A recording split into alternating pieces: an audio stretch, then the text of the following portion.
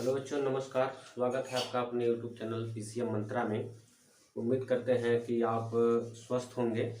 और आप जानते हैं कि यूपी बोर्ड का एग्ज़ाम जो है काफ़ी नज़दीक आ गया है और एग्ज़ाम की तैयारी जोर से सभी लोग समय देकर के एग्ज़ाम की तैयारी कर रहे हैं। और आज हम लेकर के आए हैं न्यूमेरिकल एग्जाम्पल, क्लास 10th के फिजिक्स का न्यूमेरिकल एग्जाम्पल, और वो चैप्टर है इलेक्ट्रिसिटी।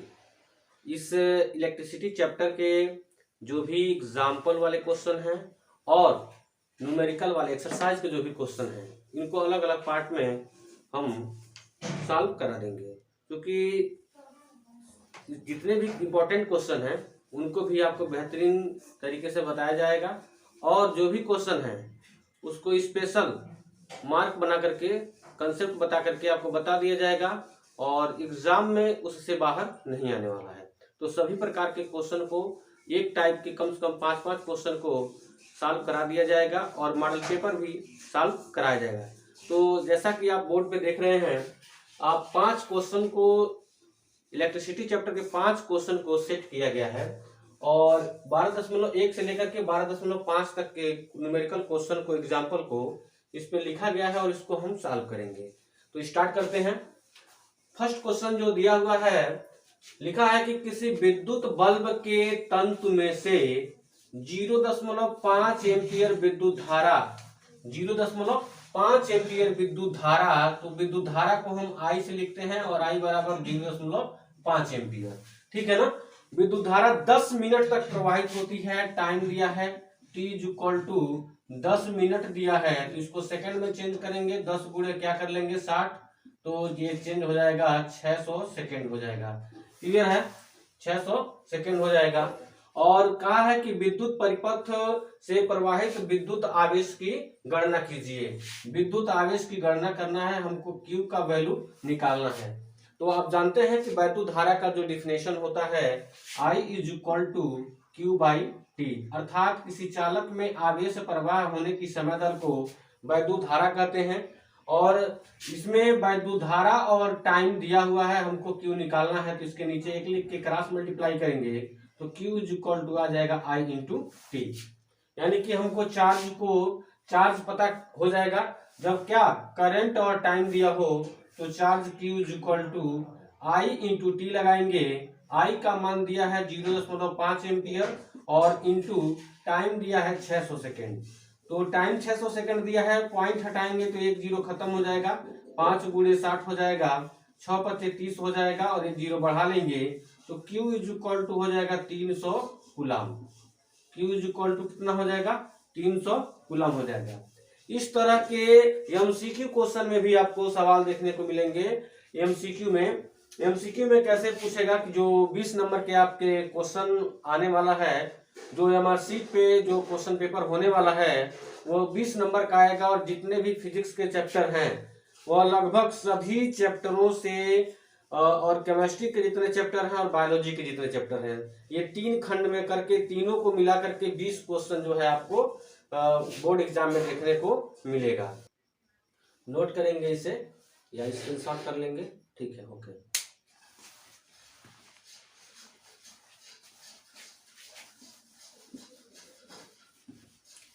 नेक्स्ट क्वेश्चन जो दिया हुआ है, नेक्स्ट क्वेश्चन दिया है 12 वोल्ट विभवांतर, V = दिया है 12.2 वाला 12 वोल्ट जो है विभवांतर दिया हुआ है और दो बिंदुओं के बीच 2 कूलम आवेश ले जाने में, ये 2 बिंदु हैं, एक A है और एक B है। एक चार्ज यहाँ से Q कूलम का ले जा रहे हैं, तो कह रहा है कि 2 बिंदुओं के बीच 2 कूलम आवेश ले जाने में कितना कार्य किया जाएगा। वर्क पूछ रहा है कि एक चार्ज को A से B तक ले जा रहे हैं तो कितना वर्क होगा। तो विभव का हम परिभाषा जानते हैं कि अनंत से किसी बिंदु आवेश को वैद्युत क्षेत्र के भीतर किसी बिंदु तक लाने में किया गया कार्य उस बिंदु पर वैद्युत विभव कहलाता है। तो V दिया हुआ है और 2 कूलम दिया है, Q का मान भी दिया है, 2 कूलम दिया है और हमसे W का मान पूछ रहा है कितना वर्क होगा। तो V इज इक्वल टू हम पढ़े हैं W by Q. V is equal to क्या, W बाई क्यू। तो यहाँ पे V का वैल्यू 12 वोल्ट है और Q का वैल्यू 2 कूलम है। तो फाइंड करेंगे, क्रॉस मल्टीप्लाई करेंगे तो W इज इक्वल टू हो जाएगा V इंटू क्यू। V का वैल्यू है 12 वोल्ट और Q का वैल्यू दिया हुआ है 2 कूलम। तो 12 दूना कितना हो जाएगा 24, अर्थात कितना जूल हो जाएगा 24 जूल हो जाएगा। तो एक बिंदु से दूसरे बिंदु तक ले जाने में कितना कार्य करना पड़ेगा, 24 जूल कार्य करना पड़ेगा। ठीक है, इसे भी नोट करेंगे। नेक्स्ट क्वेश्चन,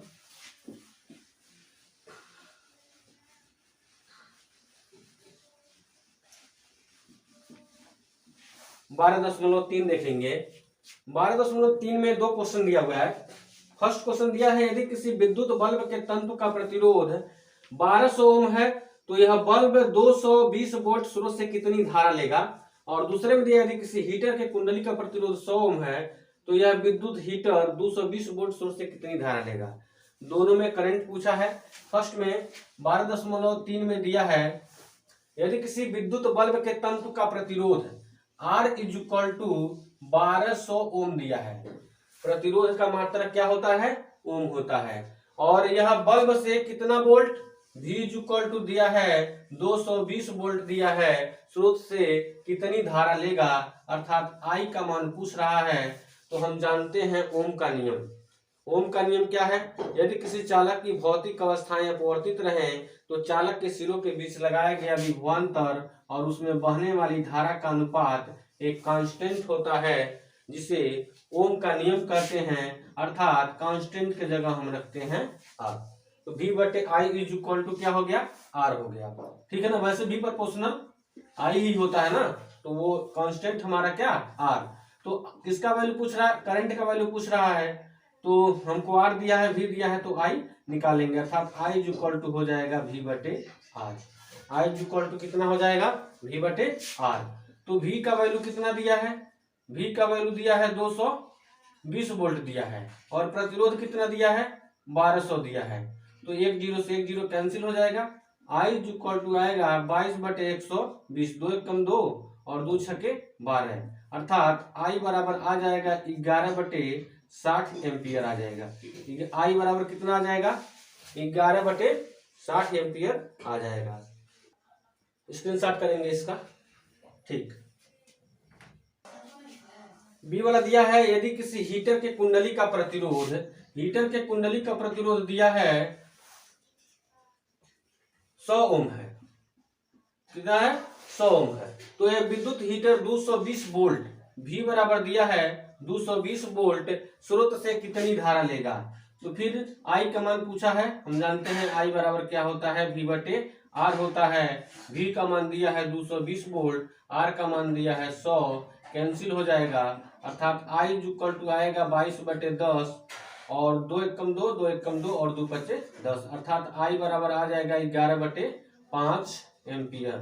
I बराबर कितना आ जाएगा 11 बटे 5 एम्पियर।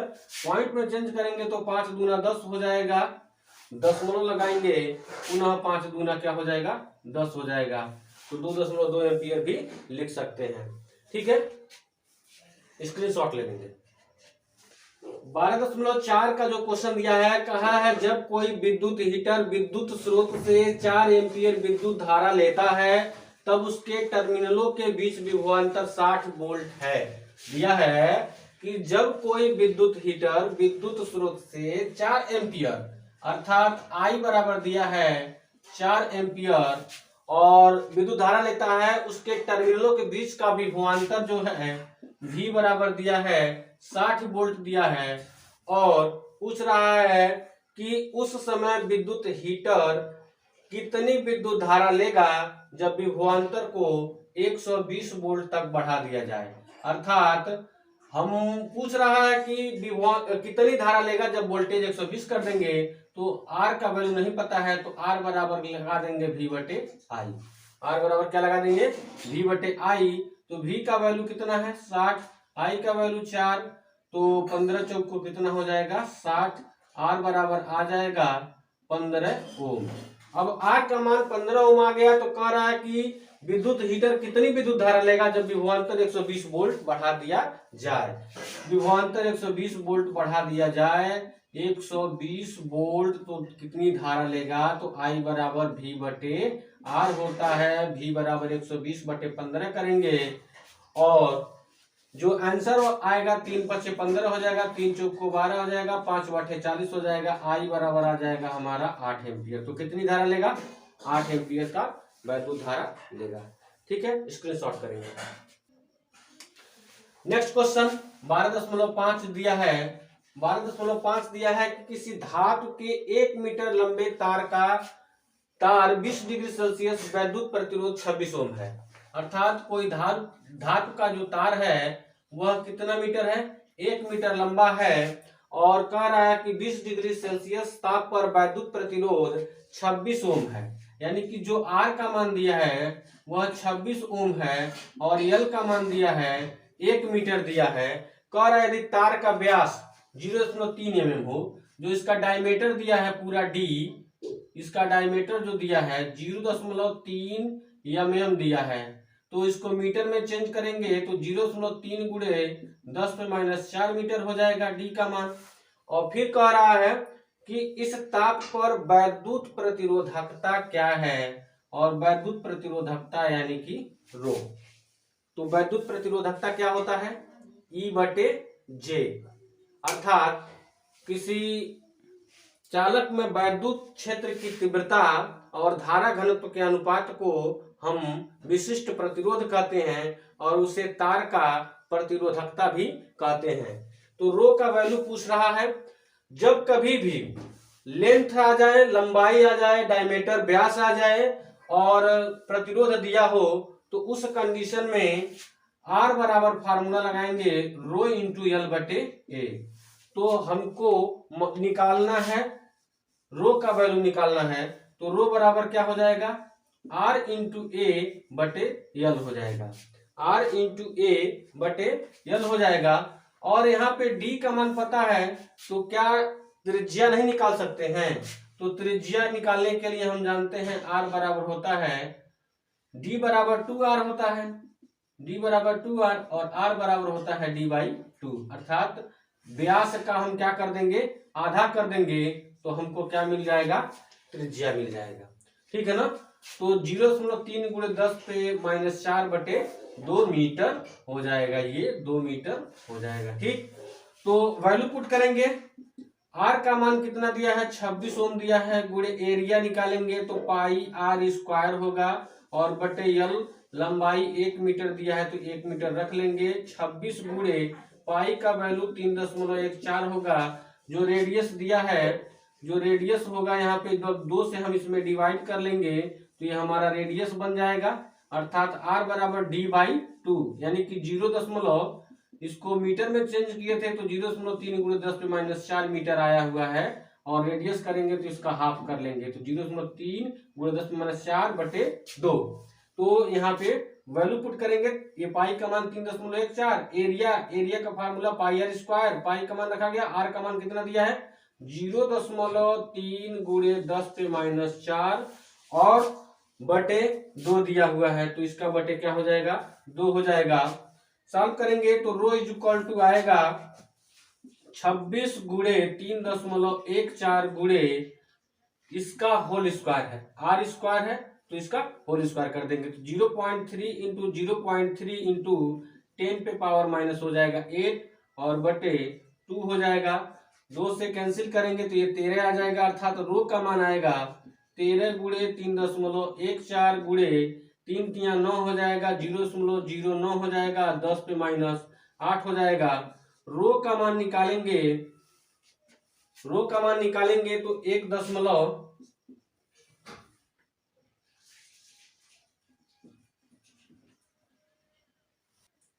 तो डिवाइड करेंगे पूरा तो आएगा 1.84 गुणे 10 पे -6 ओम मीटर आएगा।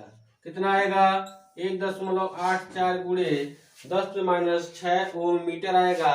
हम जानते हैं कि विशिष्ट प्रतिरोध का जो यूनिट होता है, मात्रक होता है, ओम मीटर होता है।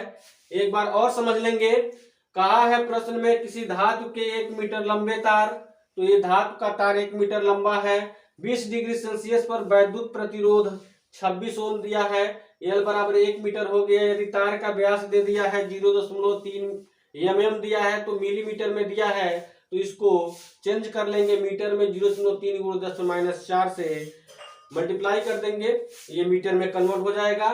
व्यास दिया है तो त्रिज्या निकालने का सूत्र R बराबर D/2 होता है, तो व्यास जो दिया है इसी का आधा कर देंगे, मीटर में हो गया। प्रतिरोधकता पूछ रहा है, लिखा है प्रतिरोधकता क्या है, सारणी 12.2 का प्रयोग करके भविष्यवाणी कीजिए कि ये कौन सा तार का है प्रतिरोध, विशिष्ट प्रतिरोध। तो यह एनसीईआरटी के बुक में देखेंगे तो बहुत सारे पदार्थ दिए हैं, उनका सबका स्पेसिफिक रेजिस्टेंस दिया हुआ है, और उसमें यह मैग्नीज का है। यह मैग्नीज का आएगा, किसका आएगा, मैग्नीज जो होगा उसका जो प्रतिरोधकता होता है 1.84 × 10⁻⁶ मीटर होता है। तो हम जानते हैं R बराबर रो इंटू एल बटे होता है, तो रो का वैल्यू निकालेंगे तो RA बटे एल हो जाएगा। ये हमारा पूरा एरिया होगा, अर्थात क्रॉस सेक्शन एरिया होगा। कहने का मतलब ये है तार बेलन के रूप में होता है, और उसका जो पृष्ठ होता है, क्रॉस सेक्शन एरिया जो होता है वृत्ताकार होता है, तो वृत्त का क्षेत्रफल πr², अर्थात उसके अनुप्रस्थ काट का क्षेत्रफल जो होगा πr² होगा, और पाई का वैल्यू 3.14 रखेंगे, आर का वैल्यू दिया है 0.3 × 10⁻⁴ बटे 2 का होल स्क्वायर, 2 नीचे लिख लेंगे और बाकी वो वैल्यू ऊपर है, तो इसका स्क्वायर कर लेंगे, बाकी सेम 2 से 26 कट जाएगा तो आ जाएगा 13, और पूरा मल्टीप्लाई करेंगे तो आ जाएगा 1.84 × 10⁻⁶ मीटर। इस वीडियो में इतना ही तक। All the very best.